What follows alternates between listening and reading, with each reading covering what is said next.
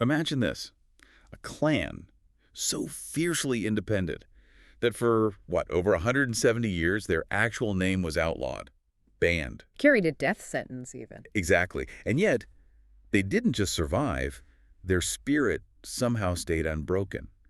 That's the incredible story we're diving into today. MacGregor. Clan Gregor. We're exploring their history, their traditions, their sheer endurance, all based on the book Clan Gregor. Which is the fourth book in the Ancient Clans of Scotland series, isn't it? Right. After MacDonald, Campbell, and MacLeod. That's the one.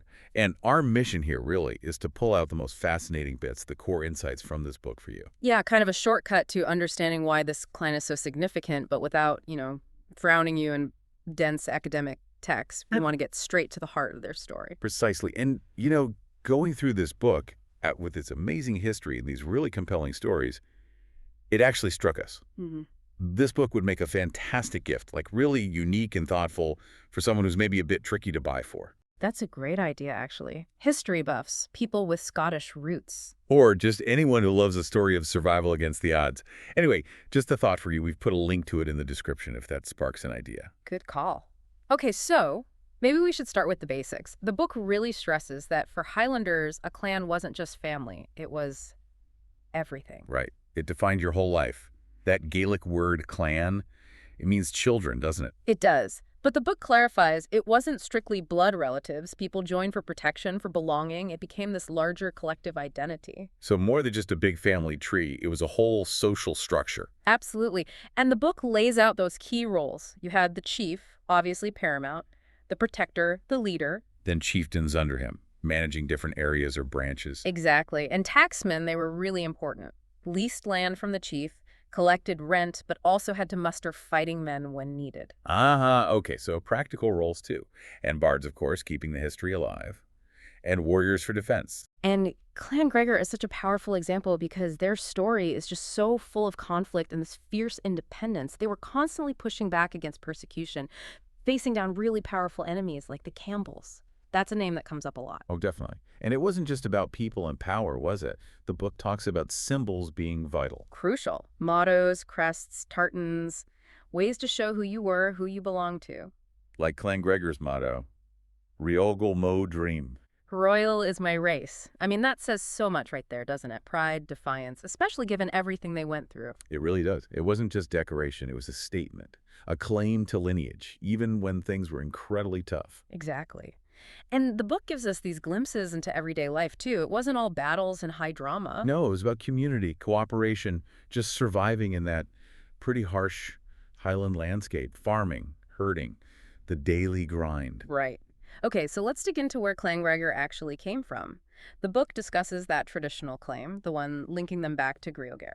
Son of King Alpin of Dalriada, part of the Seal Alpin group of clans. That's the one. Now, the book is careful to say, the direct historical proof might be more symbolic than literal fact, but it absolutely reflects how the clan saw themselves. As noble, ancient, having deep roots. Precisely. It's about that sense of inherent status. And the name itself, MacGregor, son of Greogair, or Gregory, the book notes its roots mean vigilant. Vigilant. Interesting. Maybe a nod to early Christian influence. Possibly. What's really key here, though, and the book goes into detail, is how the surname evolved, or rather, how it had to be hidden. Because of the Proscription, when the name was outlawed. Exactly. MacGregors were literally forced to take on other names. Aliases: Murray, Grant, Drummond, Grigor, Gregory. Tons of them.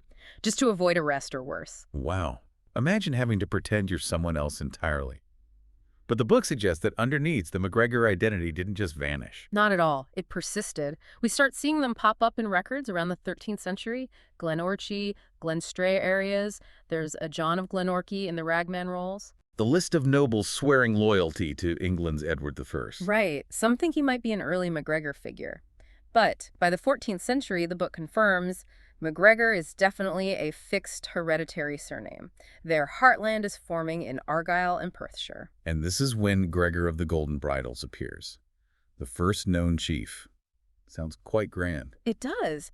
And the book suggests their rise wasn't just about politics. It was about, being good fighters, martial strength. Strategic marriages helped, too, building alliances. But that strength also brought them into conflict, didn't it? Especially with the Campbells. Increasingly so, and And it all culminates, in a way, at the Battle of Glenfruin in 1603. ah, yes, a big MacGregor victory on the The day, decisive one, but the consequences were absolutely catastrophic. King James VI's reaction was extreme. outlawing the name, making it a capital crime. It's still hard to wrap your head around that. It really is. And the book just shows how incredibly adaptable they had to become, using those aliases, relying on secret networks, just to keep the clan spirit alive in the shadows. Which leads us nicely into looking at that clan structure in a bit more detail. How did they actually stay organized, especially during the ban? Well, the book paints a picture of a clear hierarchy. At the top, the MacGregor of MacGregor, the chief. Even when in exile or hiding, he was the symbolic head, the protector. And under him, the chieftains of the main branches, like Roro, Glengyle. Ardshoil, Balhaldy, yes. Each leading their own part of the clan, loyal to the chief. And the concept of the Tanist is important too, the designated heir, chosen during the chief's lifetime to ensure continuity. Okay. And what about managing the land? You mentioned taxmen earlier. Right. Taxmen were key intermediaries. They leased land, collected rents from the ordinary clansfolk living there, and, crucially, were responsible for mustering fighters. Then you had others like estate managers, the mayor or steward, and foresters managing resources. It sounds quite well organized, despite everything. What about the military side? Oh, definitely structured. The book talks about the fine, the warrior elite, maybe known for guerrilla tactics, and the sea tharn, the light infantry, sometimes called the Children of the Mist. Children of the Mist. Very evocative. Masters of the terrain, I imagine. Exactly. Experts in using the landscape for defense. There were even dedicated bodyguards for the chief, the Gilles Quois. So, a proper military setup. But it wasn't all about fighting, was it? The book mentions cultural roles, too. Absolutely vital. The bards preserving history and poems, the Shenakis keeping track of genealogies, crucial when your name is banned, and the pipers. Especially the hereditary pipers from the Roro branch, they were famous. Harpers, too. Keeping the culture alive when it couldn't be done openly. That must have been so important. Indispensable for maintaining identity. And of course, the book emphasizes the common clanspeople, the farmers, herders, crofters, artisans. They were the foundation. The people who did the everyday work, sustained the clan, and fought when needed. Precisely. The book then gives a quick rundown of the notable chiefs, showing that line from Gregor of the Golden Bridles right up to Sir Malcolm MacGregor today. It really highlights that continuity, doesn't it? Hmm. Leadership passed down despite centuries of turmoil. It's a powerful symbol of their resilience. And following that, the book takes us on a tour of their historic lands and strongholds, connecting the clan back to specific places. Starting with Glen Orchy and Glenstrae, their origins. Right. Then places like the Glenstrae homestead at Stranmulchan, the chief seat for a long time, Glengyle House, Rob Roy's family home. You can still see it from Lochatrine, apparently. It was a Jacobite meeting place, too. And Rob Roy's cave at Inversnaid, famous hideout. Legendary. A refuge during feuds. The book even mentions a fort built nearby specifically to try and control the MacGregors. Then you've got island strongholds like Eiley and Moloch and Inchkyloch on Loch Lomond emergency shelters, places to stash weapons. Smart. Yeah. Little hidden bases. Ah, And Glen Lyon. Sounds like a cultural hub. very much so. The Rower Homestead and Drumcherry were there, known for pipers and bards. Then there's Kiltrin Castle, more associated with the Campbells, actually, a symbol of that conflict. The book mentions Gregor Rowe's head being displayed there at one point. Grim stuff. Yeah, a brutal reminder of the power struggles. What about Balhaldy House? Seat of the Balhaldy branch. Alexander MacGregor of Balhaldy was declared chief there by some during the Jacobite period. And finally, Inverloch Lyrig in Belcodar Rob Roy's last home, the foundations are still there. It makes the history feel so much more real, connecting it to actual places you can still see or imagine. The book then breaks down the main branches of the clan. It does. It outlines their significance. The MacGregors of Glenstrae, the original chiefly line. Even though it died out in the 18th century, their story of resistance became legendary. Then the Ardcoil Glencarnaig branch, the ones who eventually had the chiefship or sword. That's right. And Glengyle, of course, Rob Roy's branch, heavily involved with Jacobites. Roro, we mentioned, famous for pipers and preserving Gaelic culture. Balhaldy. They were good at using aliases during the Proscription, weren't they? But still asserted leadership. Very adept at navigating that period. Then there's Clandougal Kildare, the MacGregors of Balcodar. They got a bit of a reputation after the Drummond murder. Ah, the Drummond incident. We'll probably come back to that. But known for loyalty, too. Fierce loyalty, yes. The book also mentions the MacGregors of Brackley and Rannoch, often foresters, also used aliases, and it touches on other branches, even suggesting early lines in Ireland and Jamaica, showing how spread out they were even within Scotland and nearby lands. Which leads perfectly into the whole idea of associated names, or septs.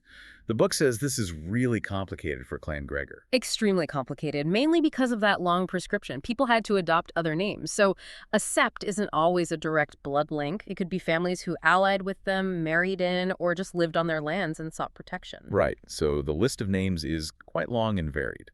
Very. Obviously, Gregor, MacGregor in all spellings. Mm-hmm. Gregory, Greg, Greer. Names like Magruder and McGeehee, which might point to early moves to Ulster in America. And names like Grant, Drummond, Murray, reflecting known alliances or situations where MacGregors adopted those names. It's even got Campbell on the list. Which is quite ironic, given the history.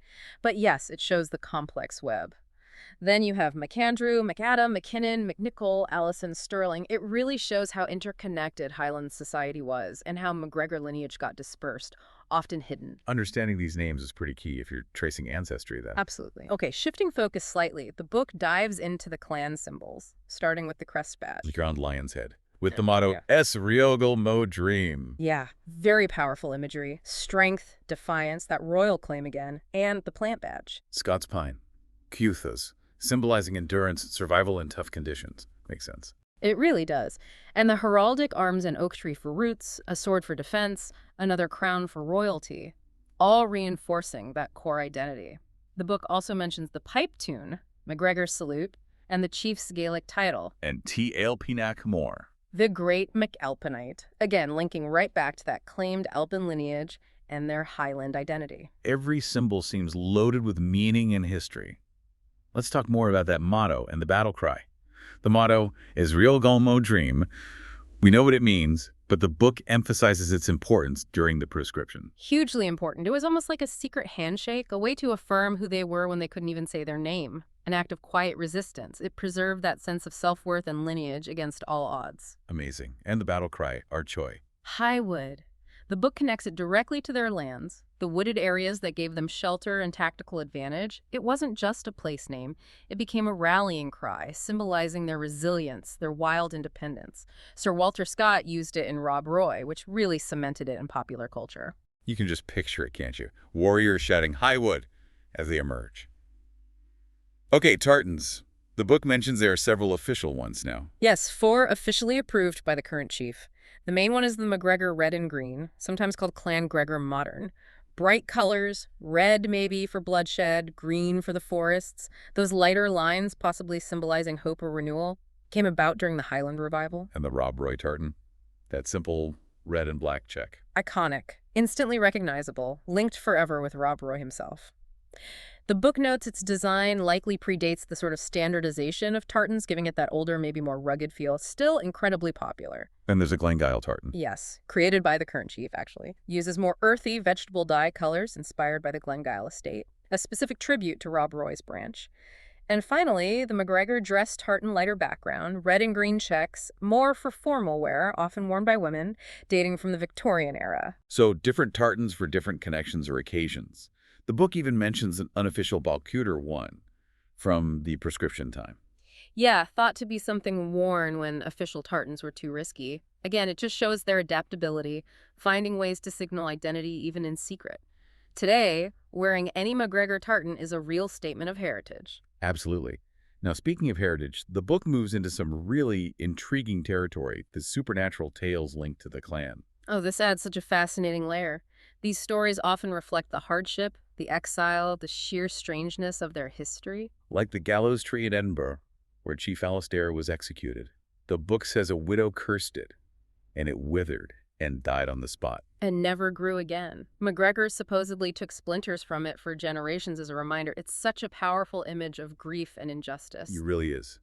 Then there's the white stag of Glen Lyon, an omen. Yeah, seeing it meant either great fortune or imminent death. There's a story about a young hunter who sees it and has a prophetic dream. Classic Highland folklore connecting nature and fate. And the Piper of Roro Burn, Duncan MacGregor's ghost.